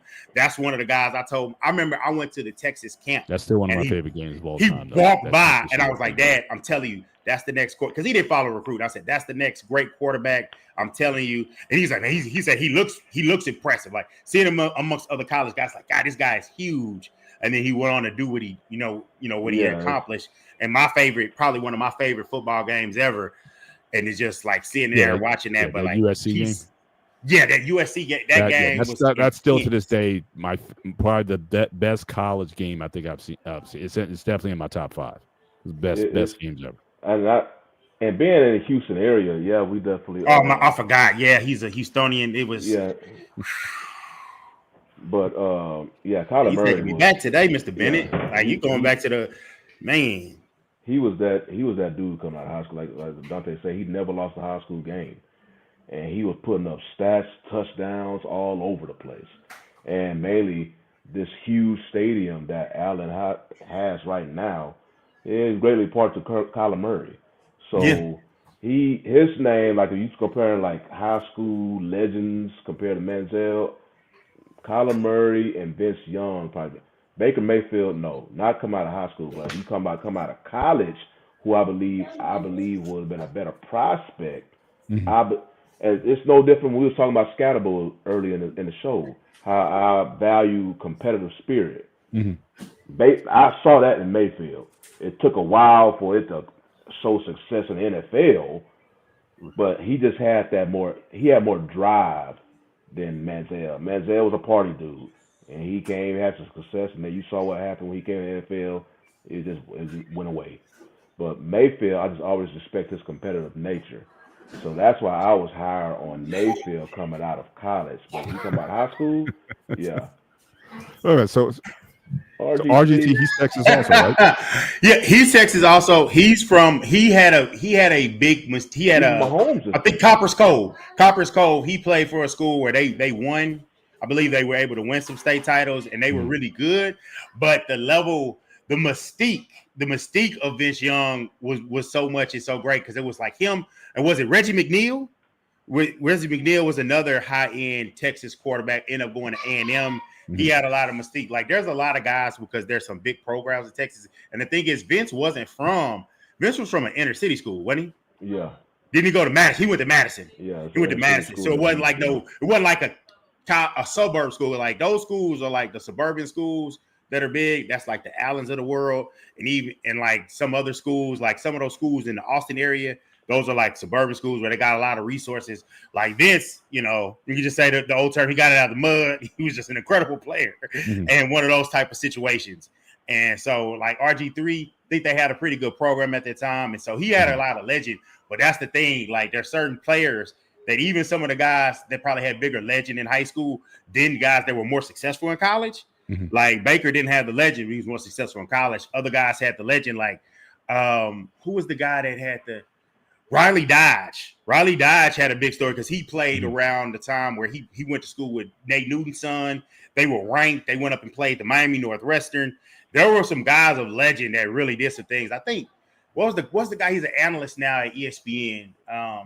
McElroy, I think that he won the championship at Bama. He went to a big school here in South Lake. Yeah, Greg McElroy. So he went to a school. He was like a good one, but he wasn't the high up there. Chase Daniel is a guy. When you talk about high school legend, right? Bigger than RG3 because he played for South Lake. Yeah, bigger than. I was about to ask you guys. So we mentioned 5, right? We said Manziel. We said Baker. We said Kyler Murray. We said Vince Young. And then I was going to add RG3, but you would take him if you have said your top 5 in your lifetimes, because I don't want to go back to the 50s and all that, but I'm saying, but in your lifetime, would you say those are the top 5? If you were to rank them, top 5 quarterbacks come out of the state of Texas, those top 5, or that last guy you mentioned, would you put him ahead of RG3 as far as quarterbacks coming out of? Hurts. Ooh, see that's why it's so hard. You know what? That's a project for me. You might have to give me some time to go and break it down. So next, that's the homework assignment for the next show. We'll have a little blurb on it. You can kind of shuffle the list and go back over the archives and whatnot. But I just know Texas has certainly produced some big time QBs. My personal bet, just given that game, I thought Vince Young again, that's another case. Unfortunately, he was with the wrong coach. You had a coach that didn't want him. Ahead of the time, like yes, if you look sure. At the time and he had period, the body, he had the physicality. I mean, I think he had the most tools out of it. I mean, the only thing I didn't like about him, his ball, he threw like a pitcher. That short sidearm kind of throw or whatever.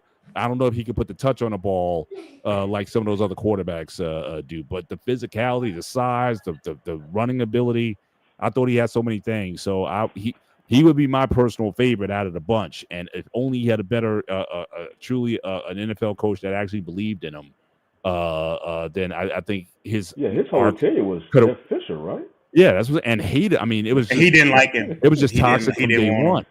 So I'm just saying. So imagine like we've been saying with Baker and what we're saying with Daniel Jones, who you wind up with matters in the NFL. And so like what could have been. We could have been talking about him the same way we talked about Michael Vick, or the same way we talked about Mahomes or anyone else. And to your point earlier about Richardson, I mean, the guy is a freak. Mm-hmm. So I think that certainly I don't want to close the book on him as well. Hopefully he can certainly get it together, certainly at some point in time. That's why I don't like people always throwing that bust label around for like young quarterbacks, because you already know in NFL more than anything, you're a young quarterback, and especially if you were drafted early, you go into a bad team. And many times they're a bad team for a reason. And, there's a lot of factors in it. Now, if you give them a career they may stop and ultimately be a journeyman, like Mayfield was at one point, then you can do the bust. But just during a rookie contract, the first 3 or 4 years, whatever, you already want to label them a bust when they were landing in a bad, like I can't. Cam Ward, who's having. Hang on, would you say Jamarcus Russell was a bust? He was different. So he just wasn't. I mean, I'm just saying. I get you don't want to over abuse the label. I get it. But we have had busts. Ryan Leaf. Jamarcus Russell. Yeah, there have been busts in the NFL. There's some that they earned it. I mean, Russell. I think he wasn't he didn't. I would say his condition. Just he didn't prepare himself. Yeah. So and then just mentally they just weren't there. Like I said, Ryan Leaf. I mean, he just didn't have, because I was actually stupid enough I picked Leaf because I know him and Manning came out in the same year.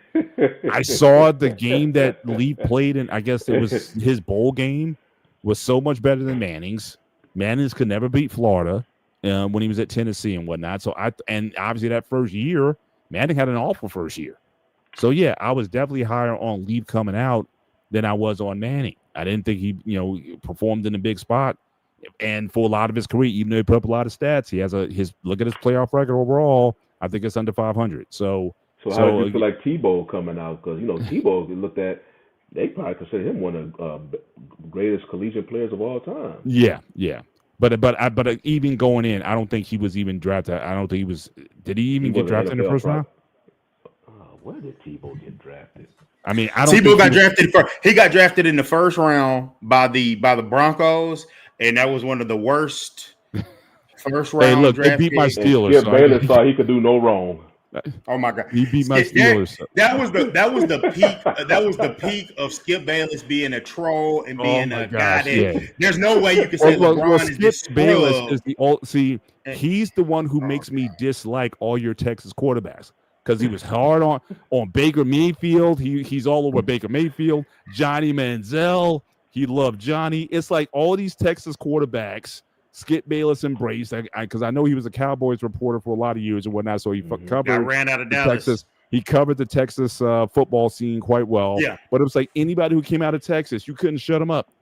And he made me kind of dislike all these guys except Vince, because I knew Vince was getting screwed from day one. So yeah, anybody to skip touches, it's like I can't rock with it. And that's the if worst he thing endorses about you, run the other way. That's all I'm saying. Yeah. Run the other way. But listen, guys, we're certainly at the end of the show. We appreciate the folks that are coming in. So Tebow is 15th pick in the draft. But appreciate you guys being on with us tonight. Just going to get into final thoughts as we close out the show. And again, I'll start this off. We didn't get a chance to talk about it. Again, I don't like typically talking about gossip stuff, but I know there was a story last week that I'm still kind of putting my head around because it just doesn't make sense to me. And we were talking about the Jets early and just their quarterback woes and whatnot. The last actual successful quarterback that they did have that got them to back-to-back AFC championship games was Mark Sanchez. And just to hear what happened last week, it makes no sense. Him getting into an altercation with a 69-year-old guy, and the guy certainly in a serious medical condition, and the guy gets stabbed in the chest. Sanchez does, too much over there, man. And then he's the one who gets arrested at the end. I mean, his broadcast career is basically over, and it's just sad that for something that was just shouldn't have happened or whatever. He had no business. Way it sounded like you're telling a guy to move his truck. Like, you're a visitor in this city. Like, you're not the traffic police. It's just how things can turn on a dime. So it's just sad. And I know we didn't, like I say, get into it a lot, but he was the last successful quarterback that the Jets had. Mm-hmm. When they had Coach Rex Ryan in the Jets in that time. And obviously, like I said, Schottenheimer was the offensive coordinator. Yeah, and like I said, and I remember, like I said, that living in the New York, New Jersey area, there was a lot of buzz. People were buying into Rex, and that it didn't last that long. But again, back-to-back championship games, and you thought, but then his career went downhill after that, and he started to form a pretty decent broadcast career, and now that seems like that's going out the window as well. So just a sad story overall.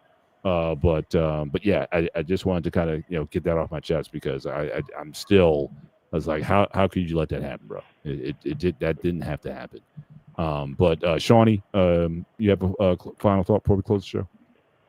Yeah, I'm looking at the college rankings, the new one that came out this past Tuesday, and seeing like some teams. I see A&M all the way up to 4 now. Texas is back in the top 25, but I think Texas can scoot their way back up into the playoff picture because they got some monster games remaining. Georgia, Vanderbilt, and of course the last one versus A&M. And if A&M's still a top 5 team at that time, that could be huge. So, but just looking at just the rankings, you see. I see Notre Dame, who had 2 early losses in the season, but they squeaking their way back up there. They currently ranked number 13. So, it's some good football. Like I mentioned in the past, man. And also, I'm looking at this baseball game. Toronto killing Seattle right now. But mentioned in the past that this new playoff system that they have, it's just allowing like better football to be played throughout the season. You play against good teams, and you may come in with 2 losses, but you finish a year strong. You definitely not the same team that you was in the beginning of the season, and you still have a chance to make the playoffs.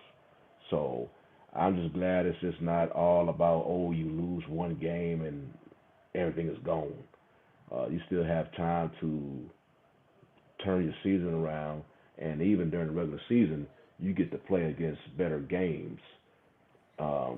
Real quick, just like a local high school team here in DFW, they are known for their first 3 games out of district games. They play against higher competition, and it just gets them ready. And then when they go into district play, they dominate. Shout out to Sock. Yeah, so you see that with college now. As a matter of fact, they dominate, but they're not afraid of going against good competition now during the regular season.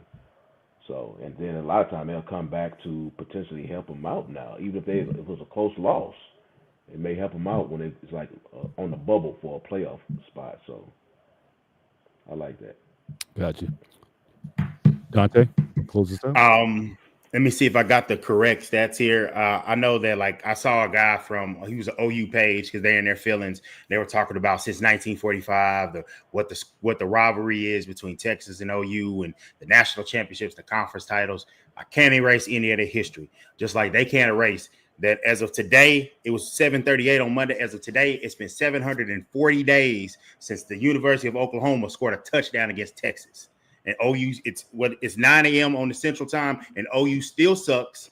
And that's basically what I have to say, because I had to hear about John Mateer. He's going to come and save the day. John Mateer, and he came out and do 3 picks. And the guy that they wrote an article about, I don't want to make it about Arch, I want to make it about Texas as a team. The guy that they made the article about, they said he's the first flop in college football, and all this just craziness.